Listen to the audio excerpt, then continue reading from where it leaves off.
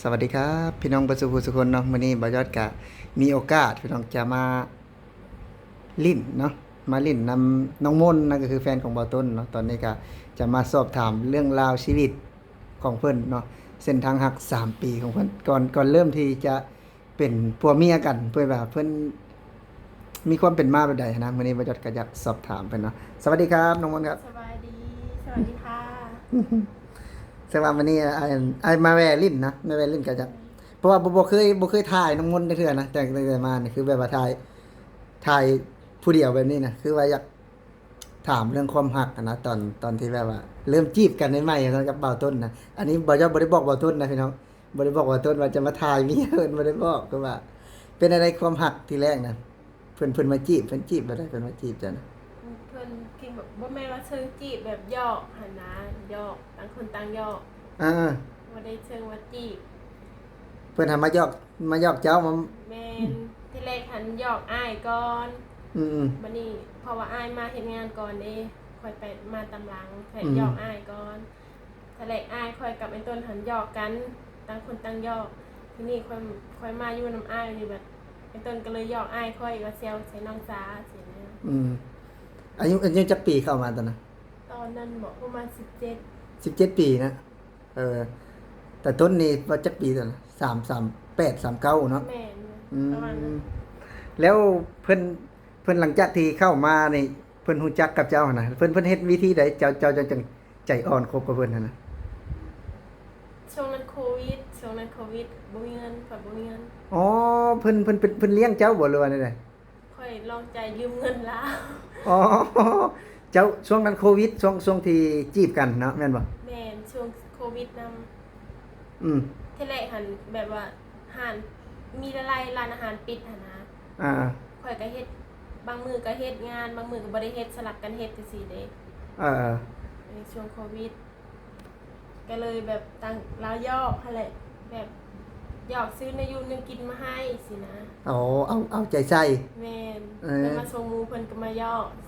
แต่ข่อยบ่ได้มักลาวข่อยลี่ข่อยเฮ็ดลาวแล้วข่อยแล่นเลย อ๋อตะกี้บ่ได้มักบ่ตะกี้น่ะ ข่อยบ่ได้มัก เดี๋ยวนี้ได้มักแล้วเดี๋ยวนี้ เดี๋ยวนี้ก็มักหั่นแหละเนาะ ตะกี้ทำบ่ได้มักแบบว่า บ่ เพิ่น บ่ได้มัก ผู้เฒ่าได้เนาะว่าซั่นซะเนาะ แม่น เออ ข่อยบ่ได้มัก อายุห่างกันหลายปานนี้แบบว่าบ่อายหมู่บ่แบบว่าเฮามาคบผู้เฒ่าแบบนี้ บ่อาย มันเป็นอะไรเพิ่นทำมาหากินเก่งว่าตน แม่นมันจะได้ล่ะข่อยฮู้เหมือนกับข่อยฮู้ตัวเองดีว่าข่อยต้องได้ผัวผู้เฒ่าก็ข่อยบ่แม่นผู้เฒ่าอายุหลายก็ข่อย เออ ข่อยฮู้ตัวเองดี ให้ได้ว่าซั่น อันแบบข่อยบ่มักไลฟ์สไตล์วัยรุ่นกับน้ำเดียวนะข่อยบ่มักข่อยบ่มั อ๋ ก อถ้าคบวัยรุ่นมันก็จะแบบว่าแนวคิดก็ยังเด็กน้อยอยู่เนาะ แม่นข่อยบ่มักเค เอย อ คบแต่ว่าบ่มักบ่มักไลฟ์สไตล์มันบ่เข้ากันแบบนิสัยบ่เข้ากัน อ๋อหลังจากที่เพิ่นซื้อหั่นซื้อนี่มาดนบ่บัดนี้จังตกลงคบเพิ่นน่ะ โดนแล้วเป็นปีหนึงพอแล้ว ปีหนึง บ่ปีหนึงพอได้จังมาอยู่จังเอาเดียวหั่นนะ อ๋อหลังจากซื้อขนมไปให้แต่ละมื้อซื้อแนวกินไปให้หาปีหนึง แม่นเกื โอ้ อบแล้ว มีความอดทนขนาดบ่ตนเนาะโอ้ ฝนตกนี่ค่อยบอกว่าค่อยอยากกินมะแดงอยากกินมะฮุงอยากกินกระปุนกระแข็งคนมา เอออันนี้อยากให้บ่ต้นเข้ามาเบิ่งในคลิปนี้นะ เออ คน อืม แข่งคนมาส่งกับข้าวกับน้ำให้กินได้ เพิ่นเอาใจเนาะ แม่น เออ ฝนตกก็บ่ได้ท้อได้เอาถุงยาเอาถุงหิ้วสวมใส่หัวแล้วก็ขับรถมาส่งให้กิน เพิ่นฮะ แม่น เออ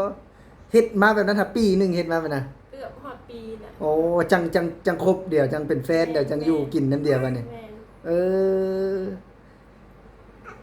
ตอนนั้นน่ะคิดอะไรจังว่าจะคบกับมัน ตอนนั้นหั่นบ่จักแต่แหละหันสร้างบ่ได้มักลาวเลย ทีแรกครับบ่ได้มักแล้ว ตอนที่ว่าคบหันเห็นแบบว่าช่วงโควิดลองแบบว่าไปฉีดวัคซีนเพิ่นก็ออกเงินซอยสินะ เออ ไปฉีดวัคซีนตอนนั้นเสียเงินได้ เออ ถ้าไปฉีดยาโควิดหั่นน่ะเสียเงินเพิ่นก็ออกเงินซอย แล้วก็ข่อยบ่มีเงินใช้ข่อยก็ทำทานลองใจว่ายืมเงินนำเพิ่นก็ให้ยืม แล้วแทนบ่บัดนี้ยืมเลย ข่อยก็ใช้ อ๋อ แล้วเพิ่นก็เอาครึ่งหนึงบ่เอาครึ่งหนึงสินะ หลายบ่หลายบ่ขออนุญาตถามหลาย ประมาณ 2,000 อ๋อยืมเงินเพิ่นน่ะนะ แม่น บ่ธรรมดานะเส้นทางชีวิตเพิ่นน่ะหลังจากที่คบกันมานั่นแล้วก็ประมาณปีหนึงเนาะแบบว่าลองดูใจกันเนาะมันปีหนึงแล้วก็อยู่กินกันมันรวมๆนี่จักปีละรวมๆ3 ปีป่ะ 3 ปีปลายแล้ว 3 ปีปลายแล้วนะ แม่ตั้งแต่ช่วงโควิดครั้งที่แรกครั้งที่สองครั้งที่แรกพอประธานได้มาอยู่นี่มาครั้งที่สอง มาอยู่น้ำเพิ่นนี่เนาะ แม่ เออห่างกันนี่จักปี ตอนนี้น้องมนต์จักปีแล้วตอนนี้ ตอนนี้20ปี3เดือนนั่นแหละประมาณ 20 ปีนะแต่ต้น22 ปีเนาะ22 ปีห่างกัน โอ้แต่ต้นได้เมียเด็กน้อยเลยเจ้า บ่หลายคนก็ฮู้แล้วว่าบ่ต้นเนาะเพิ่นได้แฟนเนาะอายุที่ห่างกันนะทุกคนก็ฮู้แล้วแต่ว่าบ่ฮู้ว่าบ่ต้นจีบแบบใดหั้นนะแบบว่าจังติดอันน่ะจีบเมียน่ะเพิ่นก็ว่าโอ้บ่ต้นจีบแบบใดก็เลยบ่อยากก็เลยมาถามน้องมนต์ว่าแบบที่เรื่องราวเป็นมาของเพิ่นแบบนี้ได้เพิ่นนะเรื่องราวเป็นมาของเพิ่นคือเพิ่นเอาใจเนาะ แม่นเพิ่นบ่เชิงที่จีบแบบว่านี่เพิ่นเอาใจไปอยากกินหยังก็ซื้อให้กินมักหยอกมาหยังหั่นนะ มันจดใจอ่อนเนาะซื้อกิน แม่น เออ บ่เห็นเฮากะอ้ายไปตลาดนี่เห็นอ้ายก็ฝากน้ำอ้ายได้ซื้ออยู่ในกินให้เฮา เออ ฝากมาแล้วก็โทรมาว่าฝากกับอ้ายเจ้าเด้อว่าน้ำของหวานของหวานหั่นนะ น้องมนต์นี่บ่ได้มักคนหล่อคนรวยเนาะ บ่ มักคนเอาใจ แม่นมักคนเอาใจ คันว่าให้เลือกนี่คือน้องมนต์นี่เลือกจะสามารถเลือกได้ยังผู้สาวอยู่เด้เนาะคันบ่มีผัวนี่ก็เป็นผู้สาวอยู่แบบนี้นะคนบ่ได้ฮู้เด้ว่ามีลูกสมมุติว่าก็ยังน้อยอยู่เด้ถือว่ามักคนเอาใจคนเอาใจเก่งตอนนั้นเนาะ แม่เอาใจเก่งตามใจแล้ว ตอนนี้น้องมนต์ก็เลี้ยงลูกอยู่ในห้องเนาะ แม่น คือยังบ่สามารถไปเฮ็ดงานได้เนาะเพราะว่ายังบ่ทันได้โดนจักเดือนเพิ่นให้ไปเฮ็ดงานนำซะ ถ้าแกบอกว่า3เดือน อ๋อ3 เดือนบัดลูกได้ซะบัดนี้ ลูกก็เอาไปนำ ลูกเอาไปนำ ถ้าแกบอกไปเลี้ยงอยู่ห้า โอ้เฒ่าแก่เลี้ยงซอยอีก ถ้าแกเพิ่นบอกแต่บ่ฮู้ว่าสิเฮ็ดได้หรือบ่แต่เพิ่นบอกว่าไปเลี้ยงอยู่ห้านเพิ่น เอาไปลองเบิ่งเนาะ แม่นไปเฮ็ดลองเบิ่งว่าเป็ อันนี้จักมื้อแล้วนี่ อันนี้หันชอบ8มื้อ 28มื้อพี่น้องเส้นทางความหักจากซื้ออย่างเนี้ยเพิ่นซื้อไปส่งตอนนั้น โอ้ยหลายอย่างแล้วคือเพิ่นบ่ทันได้เลิกงานสิเนาะค่อยบัด8 9โมงสิเขาว่าเขาอยากกินตำมะฮุ่งอยากกินตำกระปุ่นเพิ่นก็ซื้อมาอาจสิบ่แม่นของแพงแต่ก็เพิ่นเอาใจใส่หั่นน่ะบ่แม่นของแพงเนาะ แบบว่าบ่ได้ลงทุนหลายปานใดเนาะ แม่น แต่ถ้าว่าบวกกันก็หลายเติบได้บวกกันน่ะ แม่น เพิ่นส่งข้าวส่งน้ำส่งแนวอยู่แนวกินเนาะ แม่นเพิ่นมีหยังเพิ่นก็ให้กินจังซี่ อยู่แบบนี้หามาเป็นปีเนาะก่อนน้องมนต์สิว่าตกลงเป็นแฟนคบกันน่ะเนาะ แม่นช่วงโควิดวันนี้บ่มีเงินแบบ ก็เลยย้ายมาอยู่บ่คือเพิ่นไปอยู่นํน้องมนต์มาอยู่นํเพิ่น ข่อยย้ายมาอยู่นํเพิ่นสะห้องอยู่ได้สิให้ถ้าเพิ่นไปอยู่นํข่อยมันก็บ่คือเพราะเขาอยู่บ้านเฒ่าแก่เด้ อ๋อ บ้านเฒ่าแก่ คือน้องมนต์น่ะพักอยู่นำบ้านเฒ่าแก่ แม่น อ๋อก็เลยย้ายมาอยู่นำบ่าวต้นเนาะ แม่น คือ ตอนย้ายหันก็ครอบครัวก็ฮู้อ้ายก็ฮู้สินะ อ๋อบ่ได้รักมาเนาะ บ่ เออ อ้ายก็ฮู้ ตอนมาอายุเท่าไหร่ตอนมาเพิ่น ตอนมัน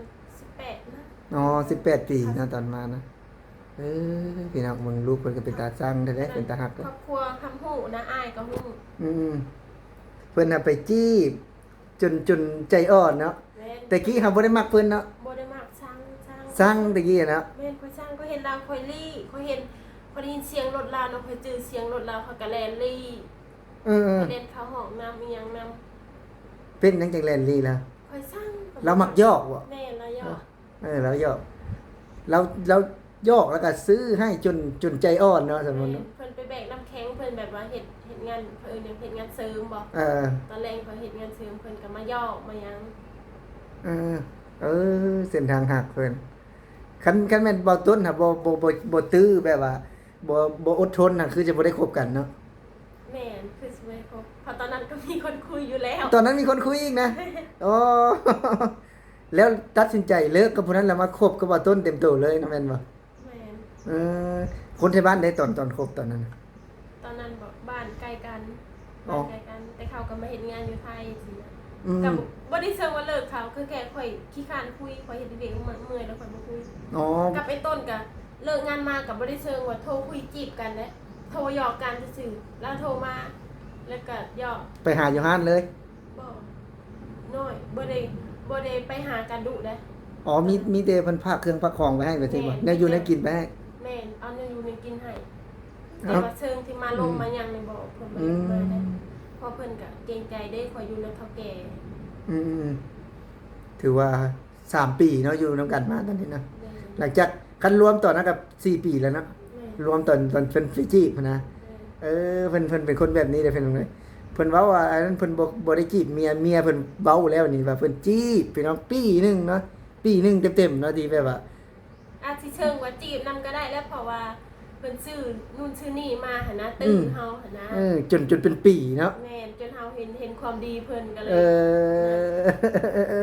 เอเรื่องราวชีวิตของเพิ่นเนาะเพิ่นเนาะเรื่องราวชีวิตของเบาตุ้นกับน้องมนต์พี่น้องกับบ่อยากก็สิเอาสั้นๆประมาณนี้เนาะพี่น้องเนาะก็สำหรับผู้ใดเข้าเบิ่งก็อย่าลืม